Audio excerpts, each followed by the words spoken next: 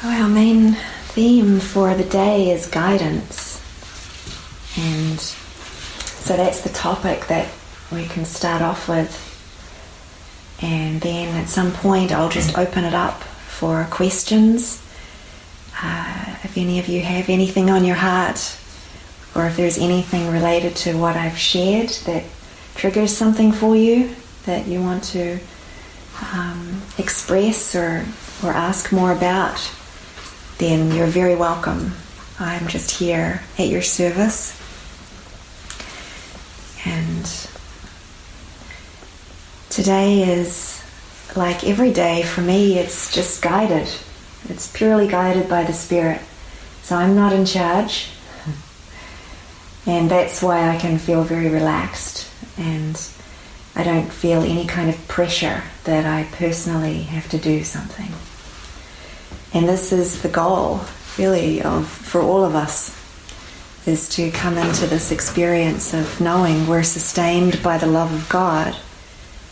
And the more we step back personally and ask Him to be in charge, we learn that actually the Spirit can be in charge of every aspect of our life. And then every aspect of our mind. Not only to tell us what to do, which is really helpful, but to show us the way, to show us how to unwind, how to be unwound from our fixed positions in our life, in relationships, in our mind, how we see ourselves in relation to the world, all of it. So this is really the purpose of guidance. It's to be able to turn to the wise one, turn to the source of peace in our mind, the source of love, that is always going to come from a reference point that is not at the level of the problem and is not at the level of drama. Because whenever we're asking or thinking for ourselves or trying to make our way through our life independently, we're constantly faced with questions and choices and responsibilities. Every decision you make can feel like you have to make the right decision and make the right choice because so much depends on it. You know, your life depends on it. Other people's lives depend on it. And it's very stressful. It's a very stressful position to be in, being an adult human being on this planet. So what we all want is to let that go and start to put ourselves back in the hands of a parent that knows our own best interests. So many years ago it was spoken by Jesus, be as a little child to enter the kingdom of heaven. And what that means is that we're willing to ask, willing to be shown, willing to admit that even though we think we know, we actually would like to know that we're not making a decision alone, that we actually have the certainty of the Spirit behind us, the certainty, the peace, the strength of knowing this is what the Spirit would have me do. This is what God would have me do. And when you have that awareness, there is innocence in your mind, because then whatever happens, however things play out, you know that you're not personally responsible because you didn't decide by yourself. So what I'm pointing to is a direction of asking and listening and following. And when you ask and you listen and you follow, then what happens, you know it's fear awakening. And you can feel safe in that awareness. So that if things seem to go the way you expected, great. If things don't go the way you expected, okay, it's for forgiveness. Either way, you're still with the Spirit. You're making the decision with the Spirit. You're practicing forgiveness with the Spirit. You're asking, listening, following to the best of your ability. And that's all that is required. Just our willingness. Just our willingness.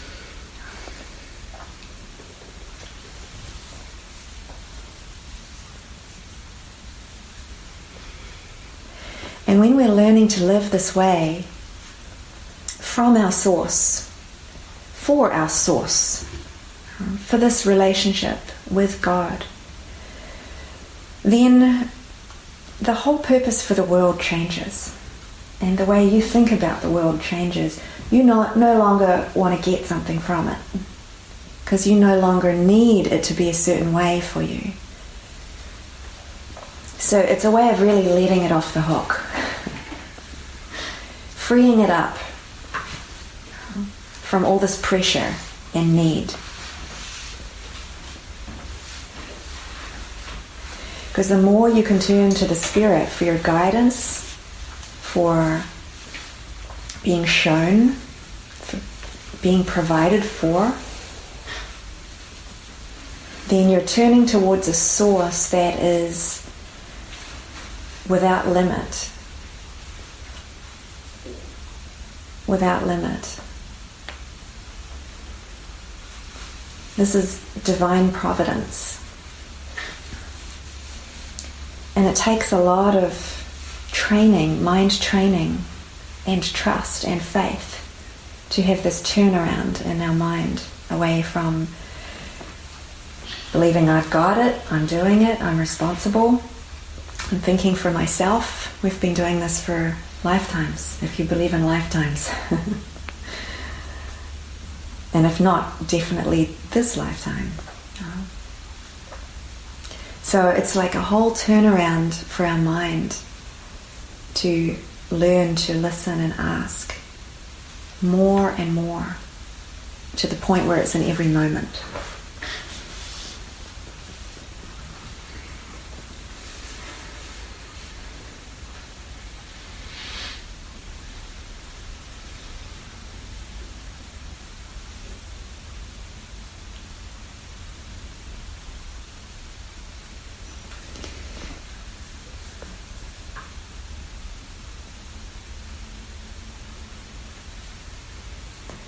So this morning,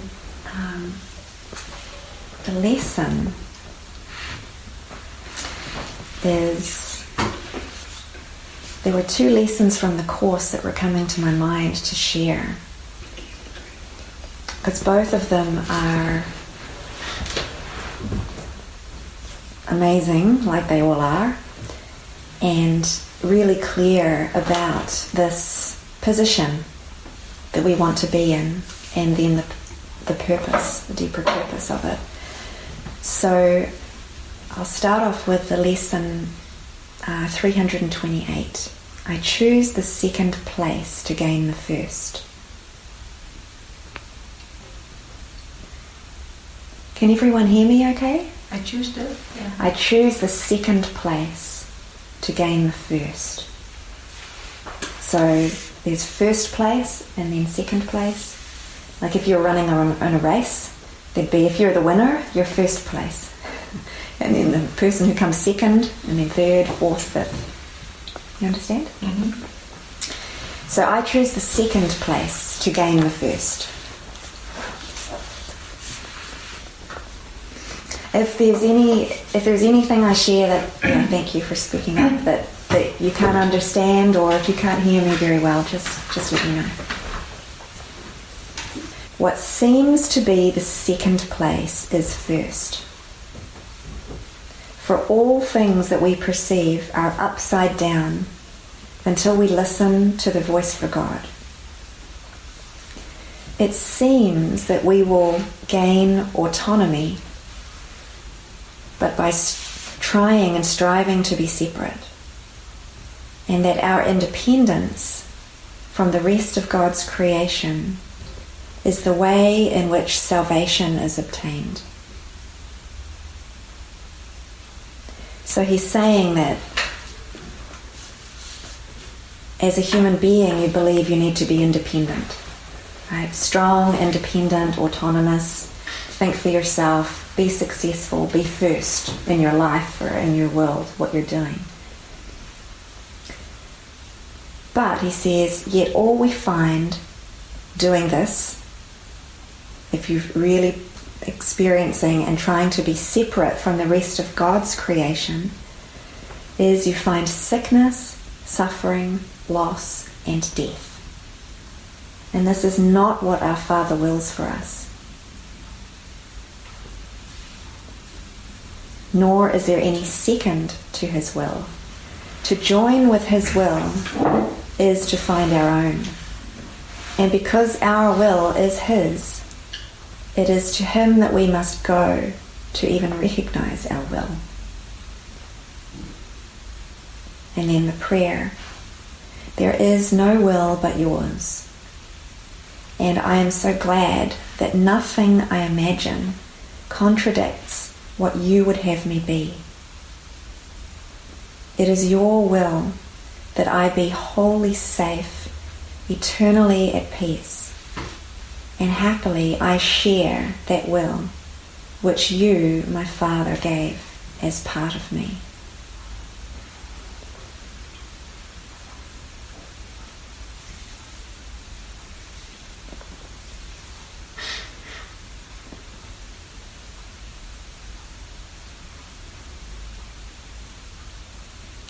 So it's really pointing to being independent and autonomous and trying to live independently. It does not result in what we truly want, which is the experience of being completely safe, completely cared for, completely loved, completely told what to do. Is actually what we want.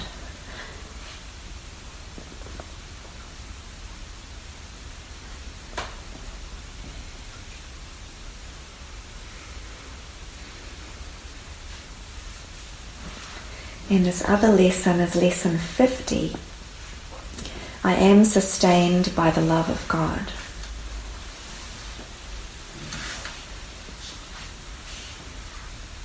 Here is the answer to every problem that will confront you, today, tomorrow, and throughout time.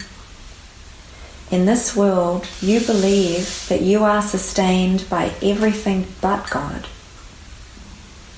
Your faith is placed in the most trivial and insane symbols, like pills, medicine, money, protective clothing, influence, prestige, being liked, knowing the right people, and an endless list of forms of nothingness that you endow with magical powers. All these things are your replacements for the love of God. All these things are cherished to ensure a body identification. Do not put your faith in the worthless. It will not sustain you. So this is huge. That's what he says. You can read that paragraph and go, well, okay. I do believe I'm sustained by food. I do believe I need to drink water every day. I do believe I need heating, or otherwise I'll get cold. I do believe I need to be liked or loved, to feel welcome, to feel like I belong, to feel happy. But what he's really just wanting to open our mind to here is, prior to believing all of this, prior to believing in separation from love, from God, our true identity is pure love, pure spirit, one with God. So all of these things now that we believe we need in order to live, they're all only because of identification. Only because of identification. And this is the key. So we'll keep coming back to this. Keep coming back to this. And it will tie in to guidance.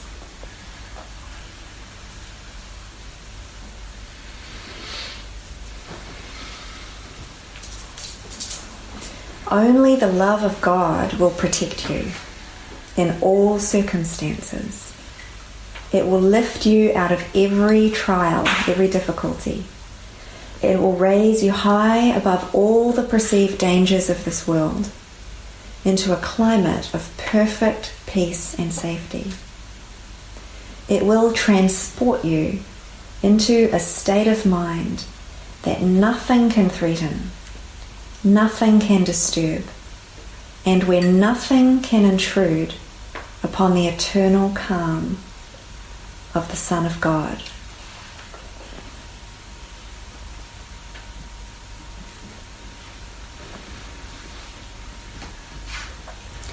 So, if we are identified with the ego, or with the body, or the personality self, then all of these things that were listed here of what we believe we need to survive, these are going to be the direction for our thinking. Our motivation and our purpose is going to be towards these things. We're going to be motivated by pleasing people in order to be loved, in order to be liked, in order not to be rejected, in order not to break up a relationship. If we believe that our worth comes from this identity, then we're going to put a lot of focus on how we look. We're going to be thinking about how we look, how we're presenting ourselves, whether it's physically with wanting the hair, the face, the clothes, the image to be a certain way, or even just in mind, walking in the room, checking things out. How am I supposed to be here in order to fit in?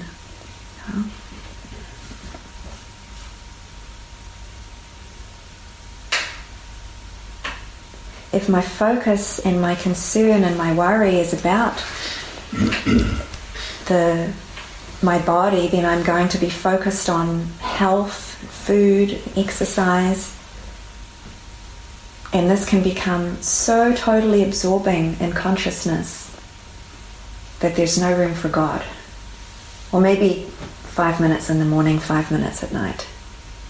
Maybe, if you're really practicing more, maybe half an hour in the morning, maybe even half an hour in the afternoon, half an hour at night.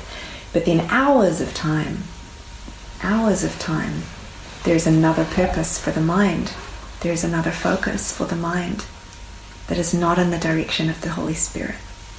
It's not in the direction of forgiveness.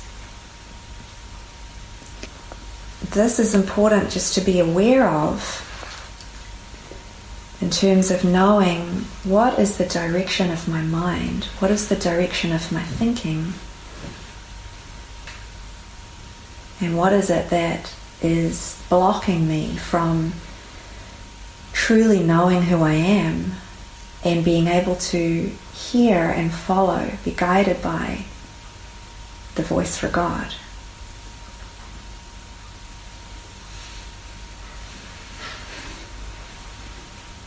Because the voice for God is available constantly. In fact, there's a lesson where it says God's voice speaks to me all through the day. So whoever is going through the workbook of A Course in Miracles, that means for you. That means for all of us. It means for everyone. Not just some, but everyone.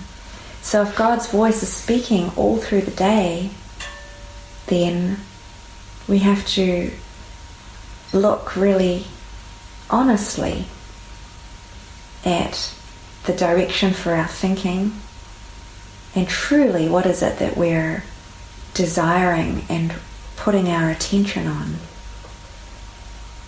Is it that we truly want to be guided by the Spirit and unwound, to be happy, to be free? Because we always experience the effect of our own decision. We experience the effect of what we want.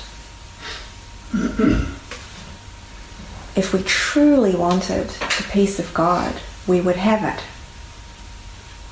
Because there's nothing that can stop us from having the peace of God. It's already here.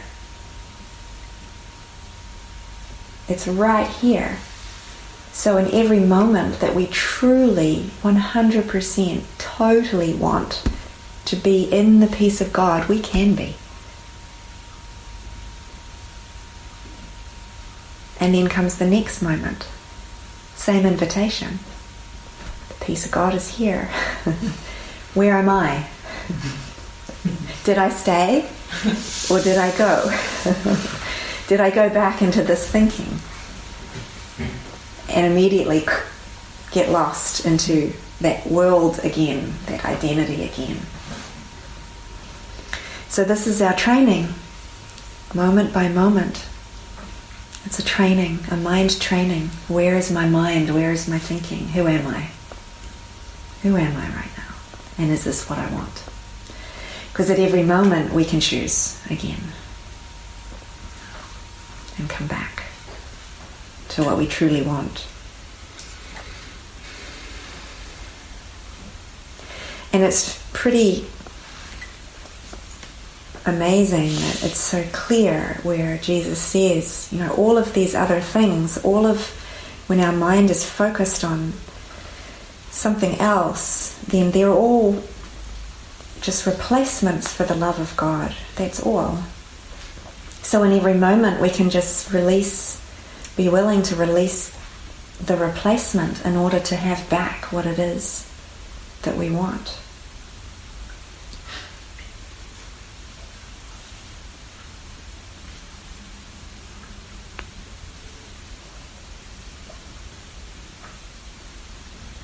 So the lesson goes on to say, put not your faith in illusions, for they will fail you. Put all your faith in the love of God within you, eternal, changeless, and forever unfailing. This is the answer to whatever confronts you today.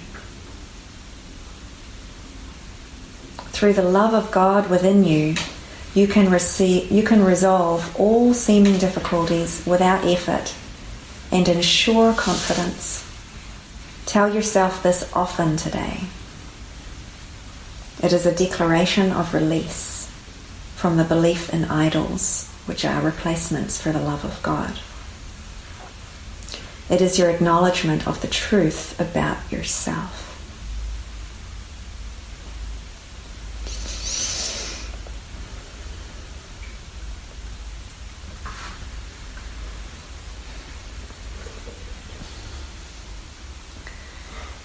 So in my experience, this has been proven to me. And it's been proven to me over and over and over and over again, to the point where I know it's a fact now. And I can trust it completely. It is fail-safe. And I realized that it was always up to me. It was always up to me to choose for it. So my journey began with this very powerful experience of surrender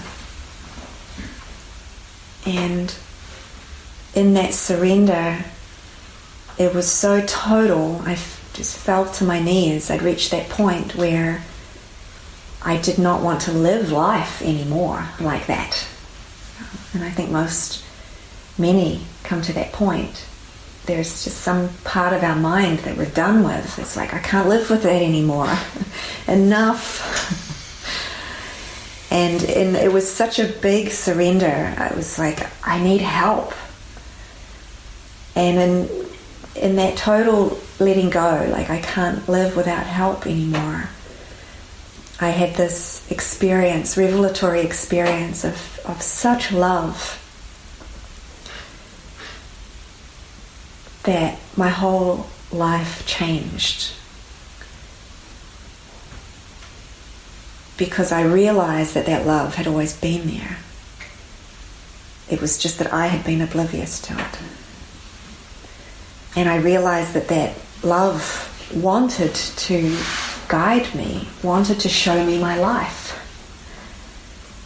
So from that moment, that was the direction for me. It was, I just want to be in contact with that love. That's what I want. That's everything. Without that, I'm without love.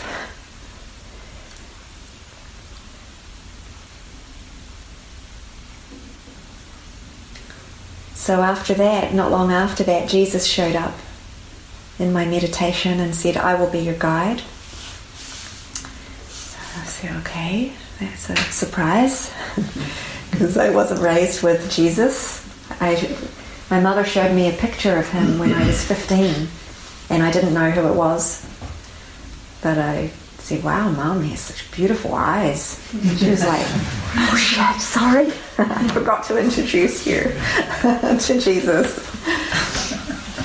But it wasn't until, I was about 28, I think, when that happened. And and then it was, my mind was open, and so he showed up and said, okay, you asked for a guide, you've got one. And so he started just directing me very clearly and pointed me to go and move in with my mother and father, and my mother was into A Course in Miracles. So that was it, and it was so clear that this was my path. And he was showing me. And because I'd said such a total yes, it meant that in that total yes, and this is important, our total yes is really important, because then I didn't doubt. If you're partially committed, you're doubting.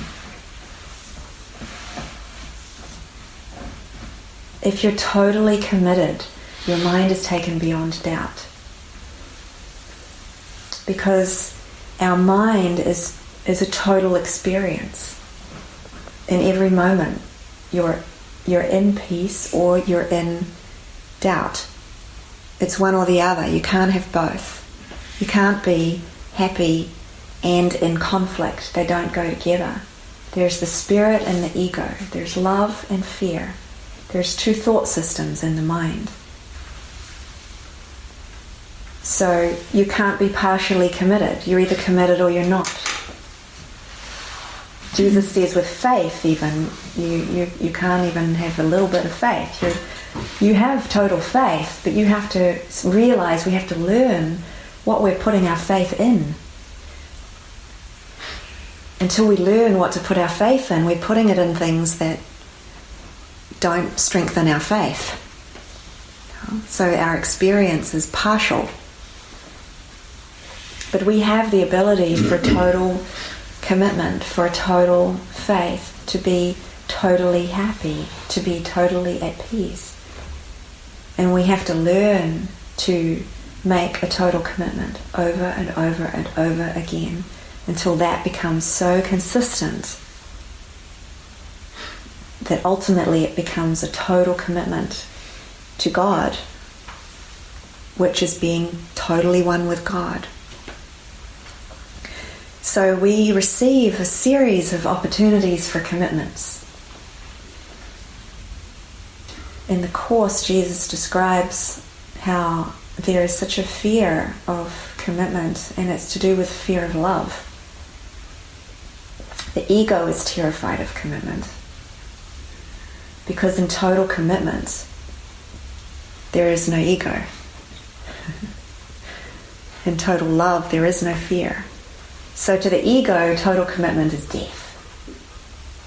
The petal fell off. The petal fell off the flower, right as I said that, like, don't do it. So, but Jesus is always pointing to commitment. He says when it comes to relationships, he describes there are 3 types of relationship. There's encounters, like when you meet someone for a moment in an elevator, at the shopping centre. Then there are more extended teaching-learning relationships, which are many of the relationships in this world. You're brought together for a healing assignment. You learn, you teach and you learn. And then at some point that relationship is maximized and you've learned as much as you can, and there's no more expansion and growth and healing in that relationship, and it comes to a natural end. And then there's the 3rd type, which are lifelong. He says, but these can often be, what's the word he uses? Like intense. There's an intense teaching learning assignment. So there's a romantic fantasy of finding your soulmate and having some beautiful love, lifelong relationship that's pure bliss, awakening purely through only joy and nothing else. But they're pretty rare. Anybody notice that? You see them in the movies, but they don't actually happen in this world. It's just another idea. The teaching learning assignments and the lifelong ones that involve an intense forgiveness lesson, it takes commitment to stay with these. It takes, as everyone knows, if you've been in a relationship, it takes inner work to forgive and stay. But he actually says that the thing that all of these different types of relationships or different lengths of relationships they have in common is every one of those is a total commitment. So if you meet someone for the first time and you spend 5 minutes with them, they're worthy of your total commitment. They're worth as much of a commitment from you as your lifelong relationship partner or your relative. But he speaks about the holy relation and special relations. Are that you call that's really one? Are that special relations or holy?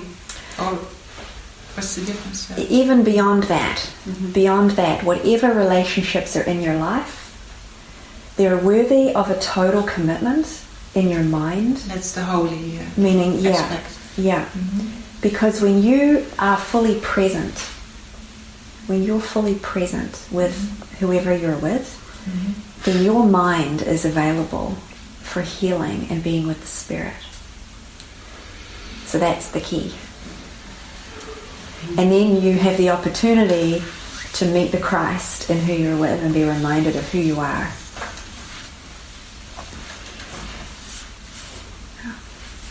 If you're partially committed and your mind has already left the relationship before, and you're just living bodies together, for example, or there's special relationship as the purpose where there's a lot of reciprocity. You're doing things to get something from the other person, but not really there to forgive and heal and communicate.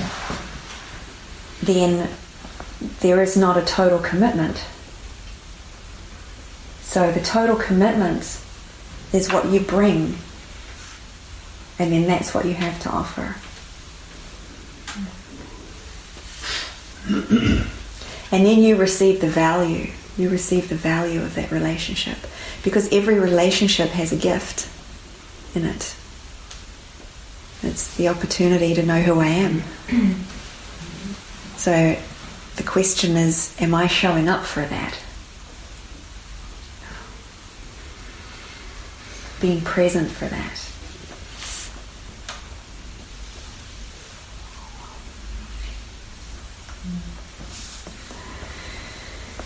So then we come into, really being guided by the Spirit.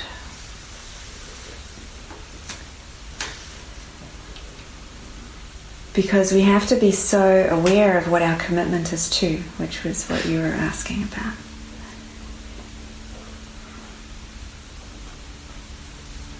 What we're learning is our commitment is to our calling. Our commitment is to awakening. Our commitment is to having this one purpose for our life, for our mind, in every moment, if we want to be with God in every moment. And the option is be with God or be with the ego. So that makes it pretty clear. That is what we want. So if this is our goal for every moment, then it means that whoever is in my life, whatever is in my life, including every relationship, it can have this purpose for me. It has either this purpose or the ego's purpose. And there's no middle ground. There's no, someone at one point came up with the word spolly relationship. She wanted a spolly relationship, which is a special relationship with the holy, with some holiness. Or a holy relationship with some specialness. And in the Course of Miracles, there are 9 chapters of information about relationships. So this is a big topic. A big topic for healing. And again, there's 2 purposes. Jesus is always so clear. He makes it so simple. There's always the purpose of awakening, or the Holy Spirit's purpose, or the ego, which is to maintain a separate identity in this world that comes with all of that focus that was in Lesson 50. The concern for the body, the personal responsibility, all of the replacements for the love of God is the focus for the mind. It's up to us in every moment to be the one, to be aware of our purpose, and to then extend this purpose. And it's not for the other, it's not for anything external, because everything that seems to be external is our mind. It's how we perceive it. It's then how we relate to it. It's going to reflect our beliefs to us. So it's up to us in every moment to be aware of our purpose and what we want, truly what we want in every moment, from every situation, from every relationship. Where guidance comes into it is our mind is so, until we get really freed up and cleared of the ego purposes, which include all of these unconscious beliefs in our mind, then it's really hard to tell the difference. What am I supposed to do? What is the Spirit's guidance? When am I thinking for myself? A lot of the guidance that's coming from the Spirit is going to be towards forgiveness. It's going to be like Jesus is constantly filling our mind with this direction of being aware of our thoughts, being aware of our perception, and seeing that our perception and our thoughts are the same, and being aware of the direction of our thinking so that we can forgive. And there are all these lessons in there that are about choosing the strength of God choosing the love of God, like the love of God. I forgive within the love of God. The strength of God is what I choose. The peace of God is all I want. So there's a direction for our thinking that's going to keep helping us let go of what the focus is on and come back to this. This is what I actually want. This is what I choose. And that is a guidance for our mind. It's keep letting go and coming back to the presence within. And the more our mind clears of being focused or fixated or on the external, wanting to get something from it or need something from it, and realizing, oh wow, what I actually need is peace right now, then you can open to hearing the direction or the guidance from the Spirit more and more clearly.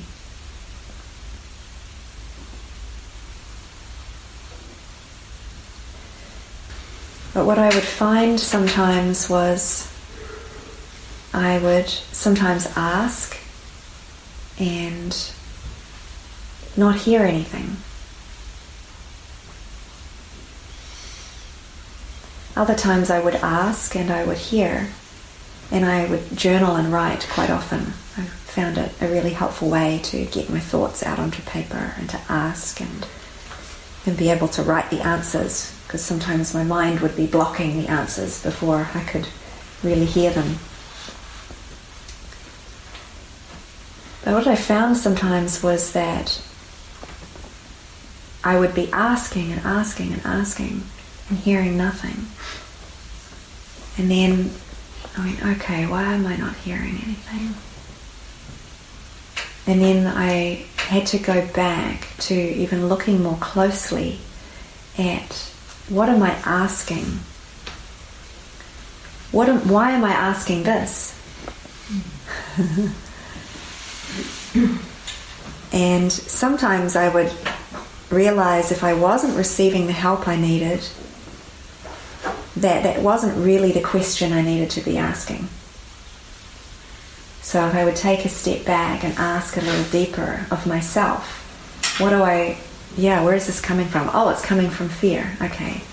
I'm basically saying, like Jesus is saying, that this whole direction of our healing is about bringing illusions to truth. It's about raising up the unconscious into conscious awareness and giving it over to the Holy Spirit for healing. But there were moments where I noticed I was doing the opposite. It was trying to bring truth into illusions. Trying to bring God into this world, to say, here, this is what I want you to help me with. You come and help me with this. And there was no response. So I could start to really clearly see the difference. When was I really asking from a guided asking, a prayerful asking? I'm truly asking for awakening, versus it's Kirsten in fear or trying to control and trying to get God on board to help out.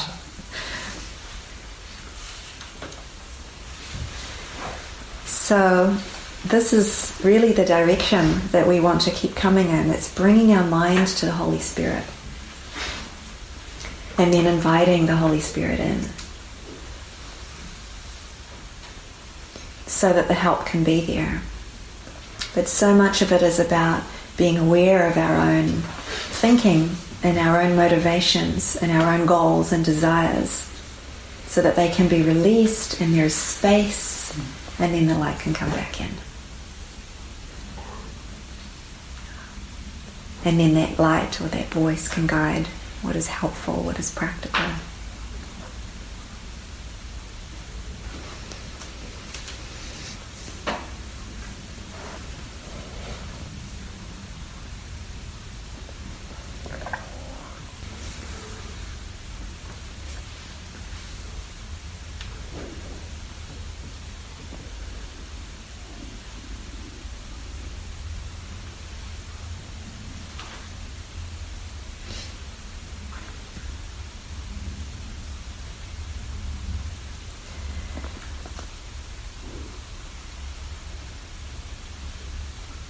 yeah, I feel to open it up now and invite if any of you have a question or if there's anything more specific about guidance or anything else that you'd like to bring.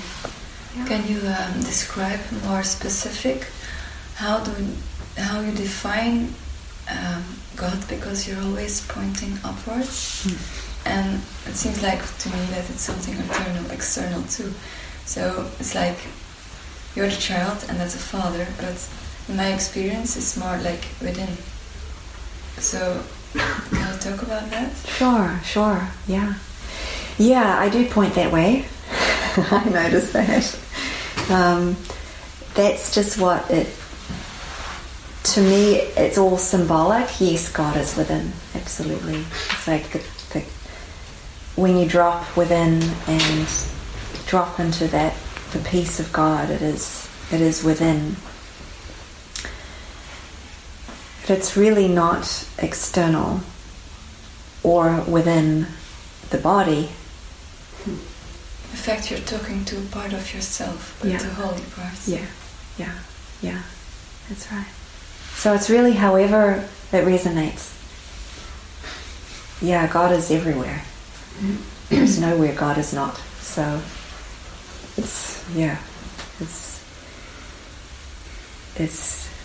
more that God is in the full awareness when there's nothing else in awareness.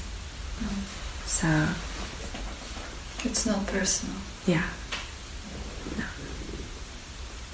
No. Yeah, so God is the all-pervading love, all-pervading light. That is. It's hard to find words. That is with the capital I.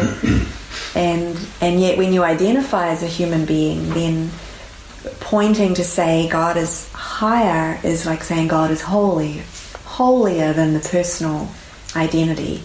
Yeah. Meaning God is holiness, eternal. Yeah. It's more beyond that. More beyond. Yeah, that's a good word. Yeah.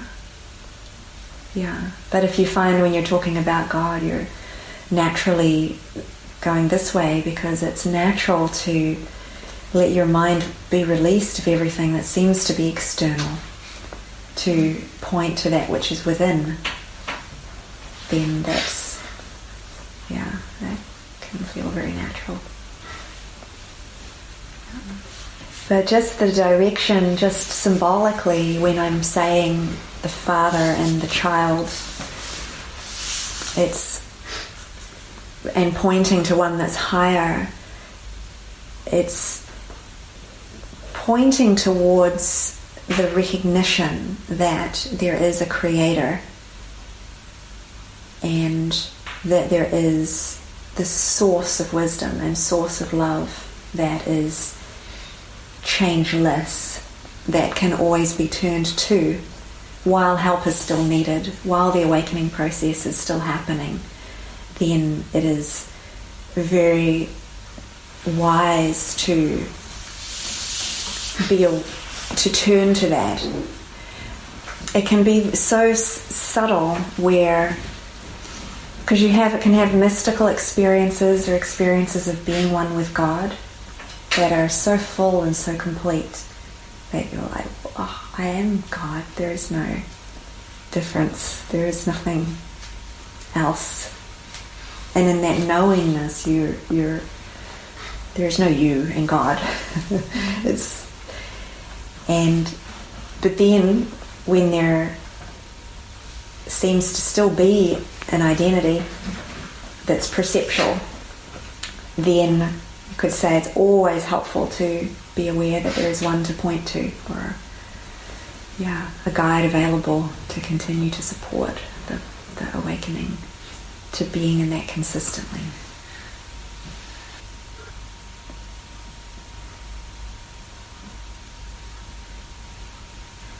Thank you.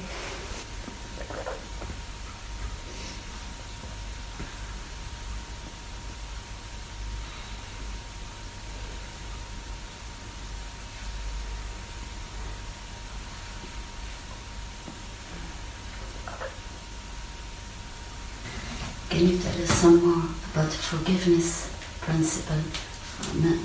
You have the metaphysical way of explaining the forgiveness aspect, but then on a personal level, when people are in the experience what they think is real injustice or suffering or drama, how can you explain us in your words the way of thinking, okay, now I can choose for forgiveness because it's a lesson. Can you elaborate? Sure. Do you have a situation right now for you?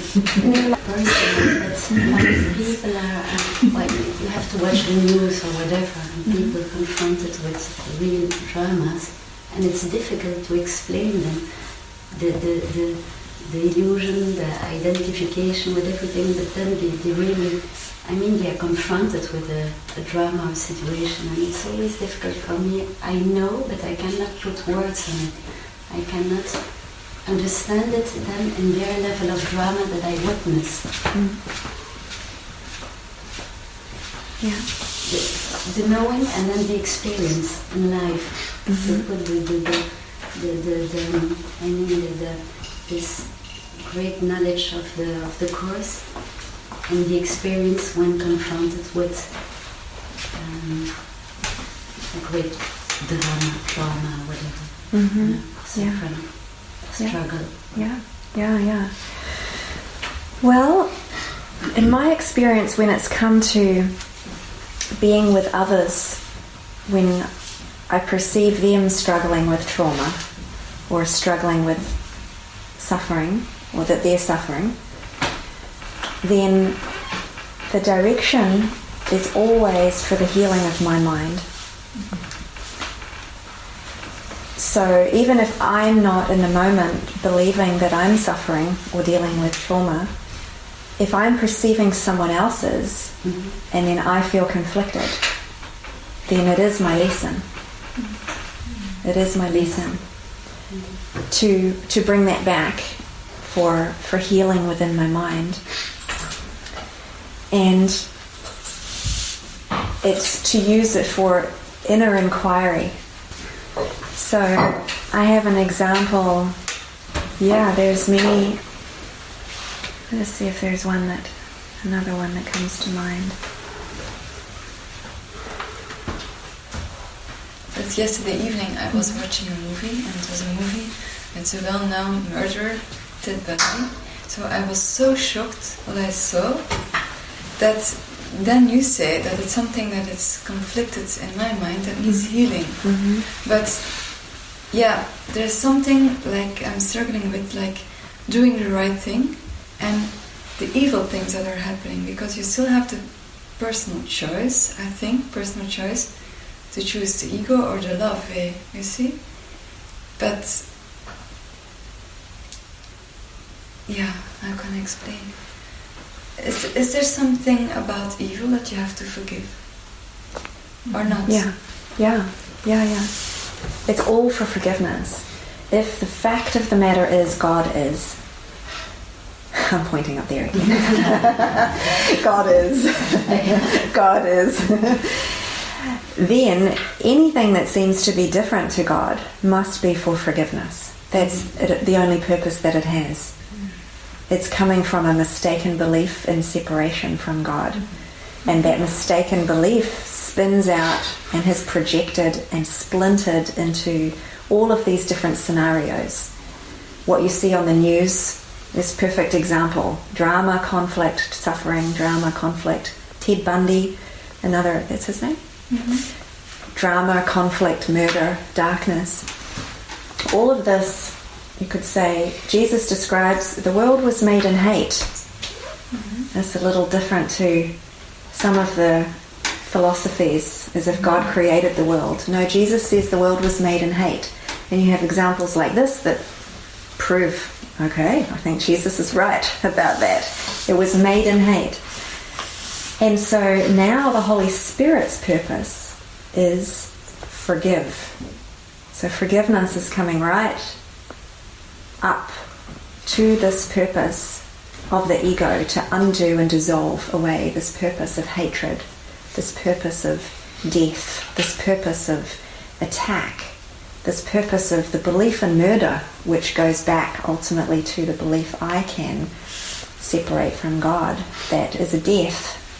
Separation from the love of our life is a death. So this is what's being healed. This is what's being brought to the light. In every situation in which you find yourself perceiving suffering, whether it's in yourself or it's out there in the world or it's in someone that you care about, we can have this one awareness, this one singular purpose for all of it. And knowing that ultimately what the lesson is, that there is oneness. The ultimate learning, the ultimate lesson is innocence, love, oneness. That there is one mind, that there is one connected with God. There is one.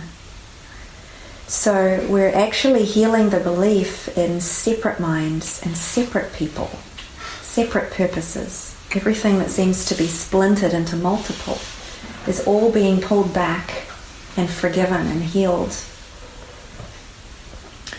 And that's where I know that if I'm doing my work, I'm doing this work for the whole. Mm-hmm. Mm-hmm. And so it is the core, highest possible value there could be for this moment is my forgiveness work. And then I don't need to be too concerned about how I can help others forgive. Mm-hmm. Mm-hmm. I understand that. Yeah. But you forgive yourself about forgetting about the oneness. That's the healing work. Yeah. So by being very practical, by practically forgiving my thoughts, forgiving my perceptions, allowing. What do you mean by forgiving? Yeah, releasing. Forgiving for the people or forgiving for the situation? Or forgiving for yourself? It's forgiveness. You could say forgiveness is a release. Okay, that's interesting. It's a letting go. It's a giving over. So the way that I could, and it becomes so integrated that it becomes a normal state of mind that you're holding on to nothing. And your mind becomes empty. Until then, there's a lot of things to forgive. The mind is holding on and believing in so many things, grievances with people, concerns, believing I have to forgive myself, I have to forgive others, I have to forgive all of these things. But what it is bringing them over, however it works for you, in terms of looking upon and recognizing this is not of God. Okay. And in the looking upon and recognizing God did not, this has nothing to do with God. And therefore I want to let it go. So God itself does not know about that. It's something the mind created, so it's not really existing. It's like an illusion. Yeah. Yeah, I can understand that. Yeah. That's what they mean by saying evil does not exist. Yeah.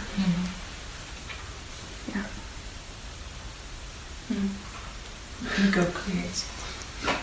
Yeah, but it seems so real if you look around you. Yeah, but because you believe in the ego, and you believe the ego system, all the belief. Yeah, it's just so real.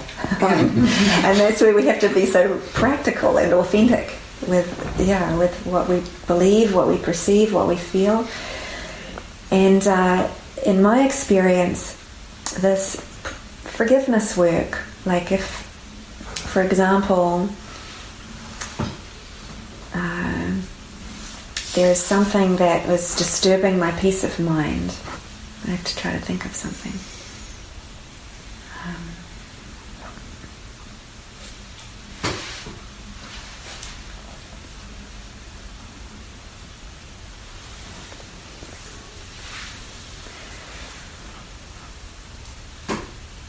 Yeah, I can use the same example as I used yesterday, actually, because it's a really good one.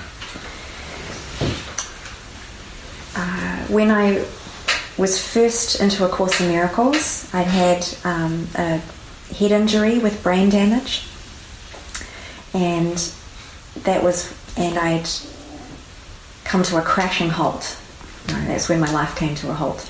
And so then I started opening up spiritually, and I'd been into A Course in Miracles for about 6 months, and I still had migraines and headaches. And I met David Hoffmeister, who came to New Zealand, and I instantly was hearing the Spirit saying, this is it, this is your path. So I flew over to America within 6 weeks, and a few months later we were on a road trip. He was holding Course in Miracles gatherings in Florida. So we were in the car, and there was a heat wave in Florida. So the tarmac, the road is melting. The heat waves are coming off the front of the car. And then the air conditioner went out in the car. And I immediately could feel this worry and concern for my body. Worry and concern about my head, my headaches. Heat is not good. So in this little voice, because I was supposed to be a good Course in Miracles student, and I'm with someone who's consistently peaceful and happy and clear, and so I don't want to, be the ego. But I couldn't help it. This little voice came out and said, "Can we get the air condition fixed?" And he just looked at me, and he said, "Oh, you're having hot thoughts." I was like, of course I'm having hot thoughts. We're in a heat wave in Florida. And I had this rush of anger and rage and hurt and betrayal. And he doesn't love me. He doesn't care about me, to even have that response. Nothing about getting the air conditioner fixed. So I sat there and I just this is forgiveness. let it come up. And then after a while I'm like, okay, I let all of that come up, but it was not going away. So I said, can we get the air conditioner fixed? But there's, some control and fear and everything behind it. And he said, well, we'll see if it's guided. We're on a trip, we need to get somewhere for a gathering. We'll see. If we go past a air conditioner shop for the car, we'll see if it's in the flow. So again, I felt distressed. And so we were stuck in traffic, in a traffic jam. The car's not moving. It's really hot. I'm sweating. My feet are up on the dashboard like a pregnant woman.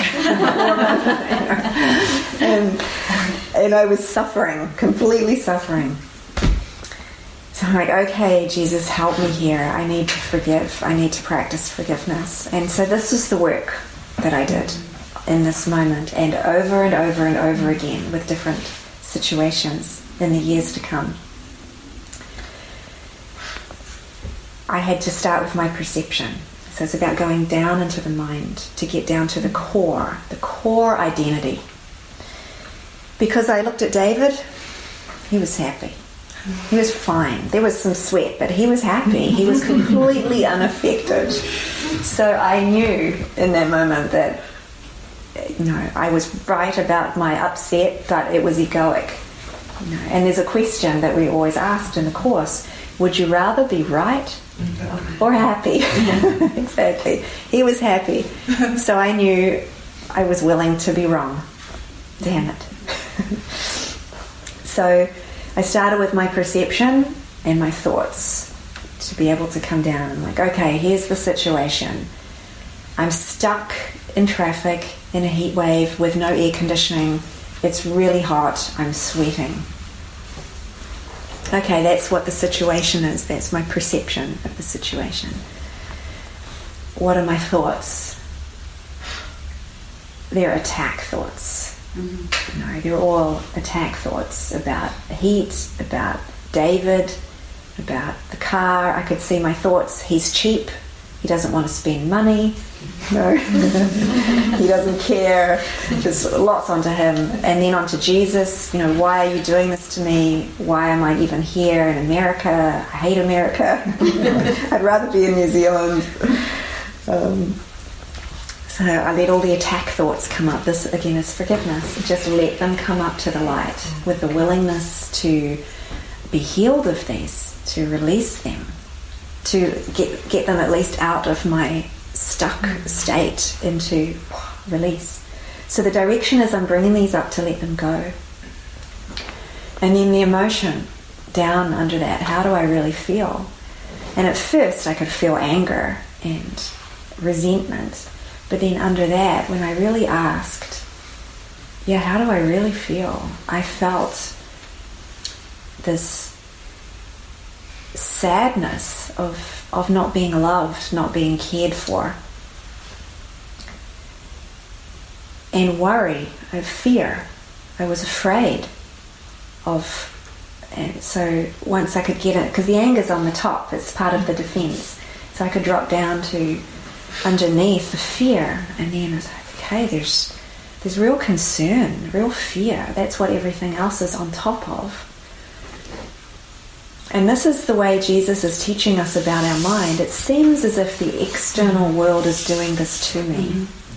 But what we're learning to do is go within, to see what is the real cause, the root cause right now of my upset. Because the same external situation is not affecting David in the same way.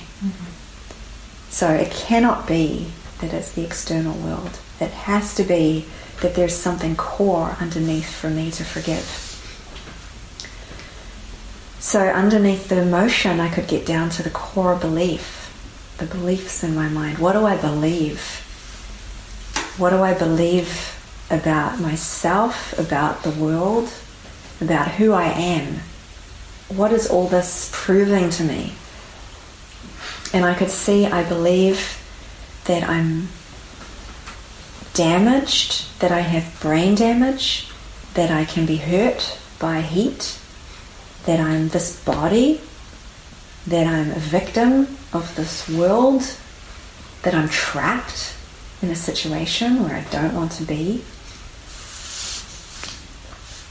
I think those were the core, in that moment, the core beliefs that I could see. And all of those obviously are to do with this identity.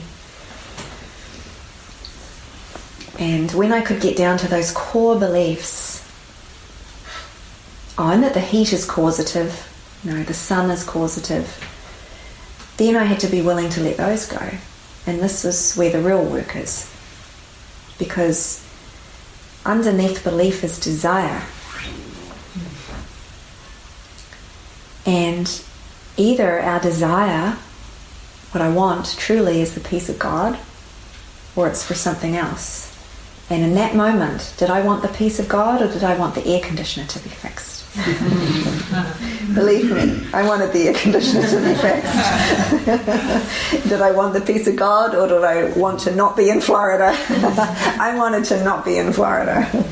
Did I want the peace of God, or did I want to be in New Zealand and with someone else? I definitely wanted to be in New Zealand and with someone else, not with David, not in this car, not here.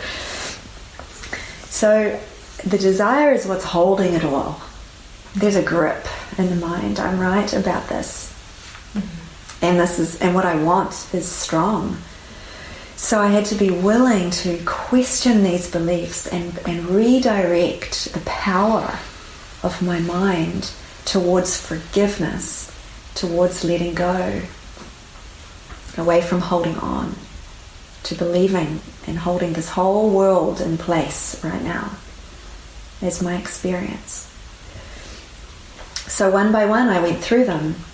I believe the sun is hot and is causing me to feel hot. I'm willing to be wrong about that. And I'd see all the thoughts in opposition. This is insane. Of course the sun is hot. There is a heat wave. But I'm willing to be wrong about this. I'm willing to be wrong about my belief in cause and effect. That the cause is out there and I'm the effect of it. And so I went through, I'm willing to be wrong about being a person with brain damage that can be hurt by the heat. Is that what I want? At the core, is that what I want? Is my identity? I could easily say, no, I don't. No, I don't want that. I give that to you happily. So there were some I could see I was not happy about giving them over, which were the concrete beliefs about this world. And then there were the ones where they were clearly causing me pain and were this identity that was suffering, and that felt easier to give it over.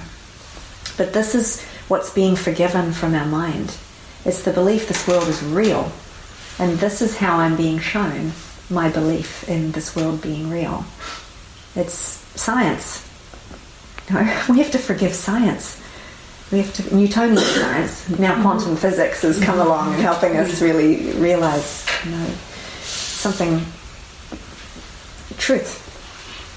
So in this forgiveness work of going down into seeing core beliefs, core idea, core identity, then I could truly, authentically open up to letting it all go and saying authentically, not just I want the peace of God over the top of all this, but I actually want the peace of God now. My mind has calmed down enough to truly choose that. So I was sitting there doing my work, and then just as a beautiful witness to the healing, a reflection to the healing, I could feel the intensity, the internal heat, all lifting from my mind. And then the traffic jam eased up. The car started to move, and we came to the next traffic lights, and then it's like a cool breeze came through the window and just kissed me on the cheek. And I just giggled and said, David, you're innocent. And the Holy Spirit just kissed me on the cheek. And he just looked at me with his big sparkling blue eyes like, yay, you made it. He must have just been sitting there in prayer, holding his space. And then we were off on the freeway, with the windows down and the music on. So, yeah. Isn't it a bit the danger that your personality becomes schizoid? I have the feeling like this is not real, it's an illusion, heat is not real, my body, I don't have a body, it's all a dream, it's an illusion. Then, that you're not really committed to be in a body on earth, or not. That's my impression sometimes. Mm-hmm. Yeah. So that you suppress to be a body because it's not real, it's a dream, it's all an illusion. We are thinking, I don't know the word in English, but like in Dutch it's in the course Denkgeest. We are only thinking mind. Thinking mind. Mm-hmm. We don't have a body. It's sometimes I think, then you become schizoid and not really committed to incarnation. Or is that also a belief? Mm-hmm. Yeah. Incarnation is a belief. Yeah. Incarnation is a belief. Actually, in Christian Science, which was around... because you talked about life before. So. Yeah. It's a belief. It's a belief. And every belief can be used by the Holy Spirit if it's helpful, if it's going towards forgiveness. But if the belief is reinforcing the world is real and my identity is in this world, then that's in need of forgiveness. If we want to know ourselves as truly a spirit. It goes very far. Yeah. So we are all split identities, illusions, just to make the thinking mind whole again. There's only one mind, and now we are just healing this one mind. Yeah. Uh-huh. Yeah. So we don't want to deny the body, that we believe in the body, we believe we are this body, until that lightens and lightens and lightens to the point where it's a very peripheral idea. Like right now, I do not feel identified with the body. It's like the body is being used to point to speak through, to let the spirit speak through. But I don't have any identification or concern or thought with. And if you feel pain in your body, then massive pain, then how do you handle that? Work with the mind, because it's always coming from the mind. Yeah. Also physical pain. Yeah, it's a projection. If everything is divine mind, in truth, we come back to God, or you could call that divine mind, oneness, where there is no pain. Then if part of the mind seems to have believed in something else, and so it can now experience pain and suffering. The divine mind can't experience pain and suffering. It's only if there's an identification with something separate from God. There is pain in the mind, and then this pain can be projected onto this body, onto other bodies being in pain, onto the world. That's where you see suffering. And so it's the same. It just seems when it's in my body, it seems closer. But yeah, I've had a lot of work with pain. Like I started off with migraines, and then at different times had sickness. And at the beginning, when there was constant pain, later on I could see it was really just a reflection, just realizing it was that I was in pain. I was actually realizing it. Before that, so much of my life I was too busy to even notice I was in pain. I was so distracted that I didn't even know. And then once I had this crash, it seemed like it's physical pain, and it's experienced as physical pain. But I began to realize how in pain I was emotionally. My soul was in pain. And can you just give as an example some of the thoughts and beliefs, like the process you did to make it clear to you that it was just a projection of pain?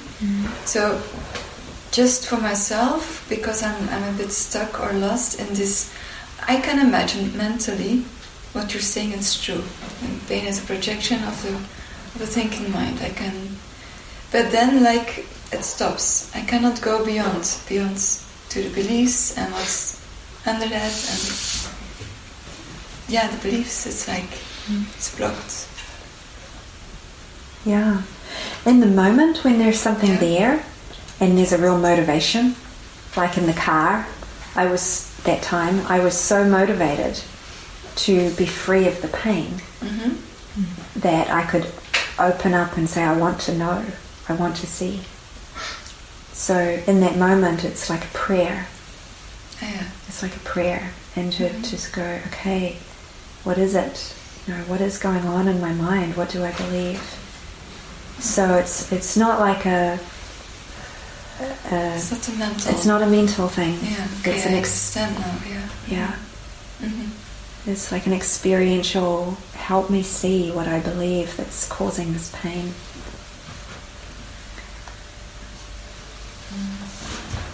Yeah.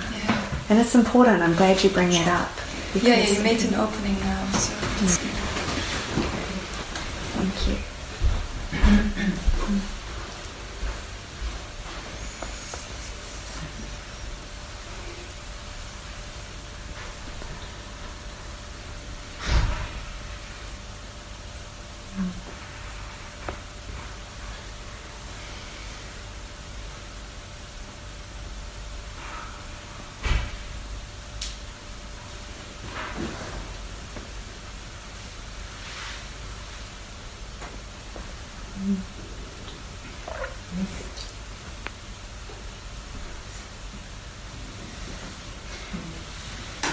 I'm sorry. Sure. Can I come back one Yeah. moment to the forgiveness, because I'm really willing to experience, to understand. So it's the healing, it's the letting go. But for that, you let go of the illusionary idea that something is wrong, or that you did something wrong, or somebody else did something wrong. So you have to get out of the duality to be able to let go, to heal. So forgiveness is more healing than the idea something was wrong, or something is wrong. So that's an important, step, realization. To be able to forgive. Yes. Yeah. So you can start off with believing that someone did do something wrong. Like my experience in the car, David definitely did something wrong by not helping me to get the car air conditioner fixed as his first response. So you could say I had to forgive. I believe he did something wrong.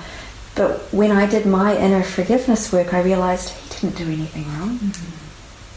So I didn't really need to forgive him for doing something wrong. I had to forgive my idea that he did something wrong.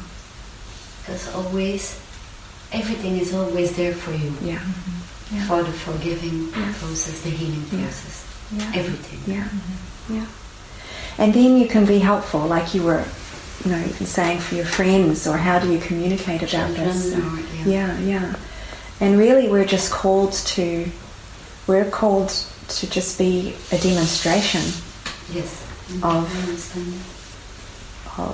this direction, of taking responsibility for how we feel and what we're perceiving and how we're feeling and what we're thinking. And in that you offer that gift of that space. How are you feeling? What are you thinking?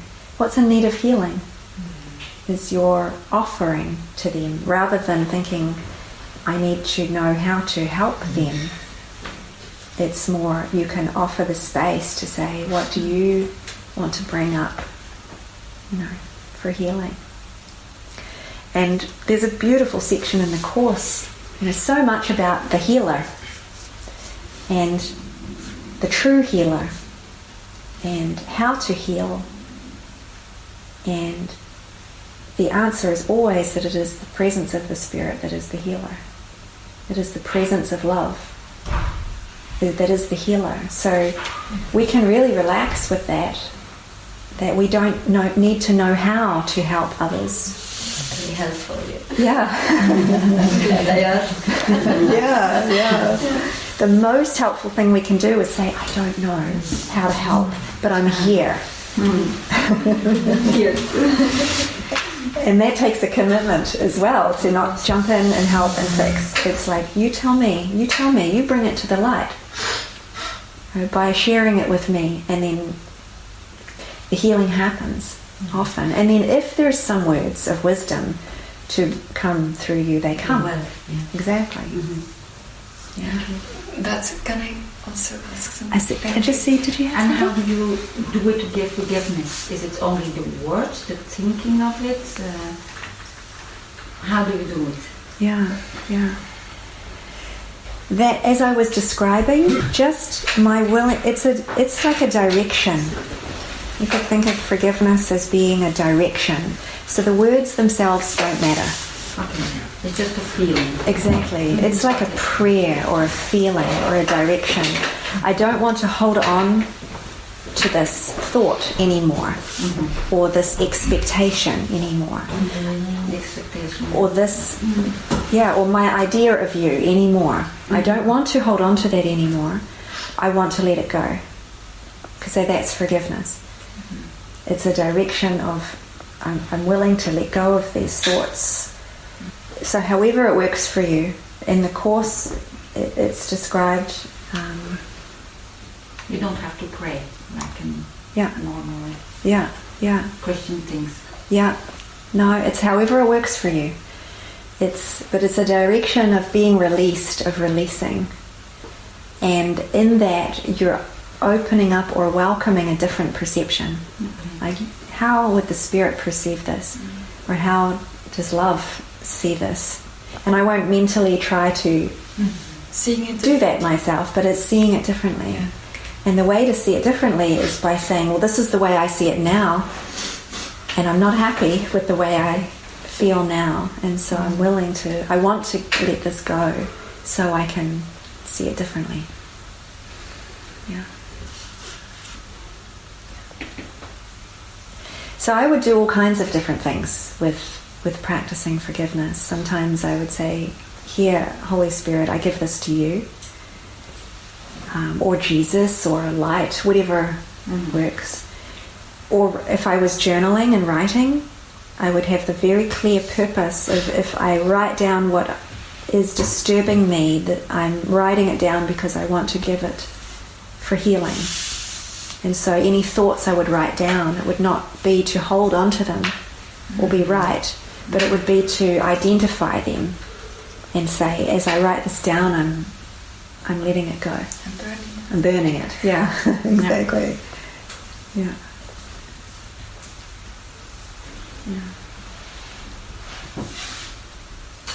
Yeah, and then you find more and more with forgiveness, it just becomes a state of mind where you're asking even like as you walk into a room and you say, okay, I'm here to be truly helpful. I'm here to represent the Spirit. I do not need to know what to say, what to do. The Spirit, He who sent me, will direct me. This in itself is an opening. Rather than coming into a room with my own personal agenda or thoughts or concerns, I'm actually opening up my mind to be used, to be helpful. And then in every moment you can be practicing forgiveness with your perception. If you perceive someone just ignored me, you're like, whoa, or someone looked at me funny, or someone didn't invite me. Anything that seems to take you by surprise, it's something for forgiveness. So rather than letting your mind go into a story. But these little things like the air conditioning and somebody looks funny at you, seems for me, I know it's my judgmental mind, ego, but for example, it's maybe very a kitschy example I'm giving. If you're a parent and somebody kills your child, then it also needs a very heavy, maybe it's not heavier than somebody is looking funny at you, but I'm still struggling with the fact if I know this person who murdered a child was completely forgotten that he was love and a child of God. But like the difference with big events or evil events, that's like completely like if somebody lost his child to like that's now an extreme example. Is it the same process, I think, of forgiveness as like he's not loving me because he's not repairing the air conditioner? It's the same process, but there must be a difference in level of perceiving the thing, no? Yeah, I'm still struggling with the real evil that my mind is judging that, the real evil, and like some emotional, traumatic stuff in the subconscious mind. Yeah. Do you know what I mean? Because I'm maybe not expressing very well in English. Yeah, I know it's the same process of forgiveness. Yeah. But in reality, it's seems like there are some things that are really hard to forgive, or are much stronger and more of a grip. Yeah, more a grip. Yeah. It's also a projection of your own mind who's creating that. And if you if you say, you cannot say that to somebody who lost his child, it's your own mind projected that. No. That's completely loveless. Yeah. But if you're a student of the course and it overcomes yourself, Can you give some words about that? Sure. Yeah, like you said, it's the same process. It's going to be the same process of bringing it back to my healing first. What is the core healing this brings for me? And all the beliefs, the belief in murder, the belief in suffering, wrong, right, evil, everything, and all the emotion that brings for me. It's doing my inner work with it. And then when it comes to being with someone else, everything in this world is either love or a call for love. That's the easy way to define it. That's how Jesus describes it. There's love or there's a call for love. So when there's someone is hurting or in pain, regardless of why or what it is, it's a call for love. Anyone that's not in peace or in love or happy, there is a call for love. And who's the healer? The Spirit. Yeah. So again, we don't need to know how to answer that call for love. But if we do our own inner healing work first, so that we're not angry, we're not going to be joining with them in their hurt and their pain, and therefore making it stronger, making it seem more real. If we can do that work to heal our mind to the best of our ability, not that we have to be completely enlightened, but we do the inner work so that the direction of our thinking is towards forgiveness, and it's solid and it's strong, and then we can be a miracle worker and we can allow what healing there is to happen. So if you're with someone who's suffering because their child has been killed, or Lilo's grandfather passed away this morning. I was with a friend 3 weeks ago, her sister unexpectedly passed away. And so then there's an availability for the Spirit to be there, for miracles to happen, for miracles of healing to happen. So that's really it. We're called to be a miracle worker by not joining in the illusion, not blaming, not joining in the blame, not joining in the attack thoughts, not joining in the false beliefs of victimization. My part is to be here to support you to remember who you are by remembering who I am and practicing forgiveness in the moment. Yeah, it's deep. It's really profound. There was one time David went to Argentina and he showed up for a gathering, and it was a group of women in a rural area, and this little girl had been raped at the school, and the mothers were there, the women were there, and he showed up, this white American male Course in Miracles teacher, and they were all just furious and angry and hurt about what had happened. And but this Course in Miracles teacher who invited him, she actually said to all these mothers, I think you should come to this gathering with David. So he's there, and he opened up the gathering, and then that's the first presentation from one of the women. Okay, so you're here to tell us that the world is an illusion. Well, let us tell you about what just happened. Okay. What do you have to say about that? And he was like, okay. So he took a lot. And just basically had to go into that, how could God have anything to do with this? How could a loving God have anything to do with this? Anything to do with fear, anything to do with attack, anything to do with a man getting into such a state of consciousness? What could God have to do with this? And so they were just all in agreement. Yeah, a loving God could not have anything to do with this. And just then taking it into a healing session where they could be reminded of the purpose. Like, that's the thing that's unifying. It's purpose. It's forgiveness and healing and meeting the call for love. in that moment. It was just a very deep call for love, and that's why he was there. To answer that call for love and say, let's heal together. Yeah, and they all felt, after that gathering with David, they all felt so loved and so heard. And I think that was the most important thing for them. They initially perceived him as a man, which was like an attack thought in their mind. So initially he was a man who was going to come and tell them something. And it wasn't that at all. He was a space for the love of God to be present, for everything that they needed to say to be heard and able to be released and let go of. And that's our calling.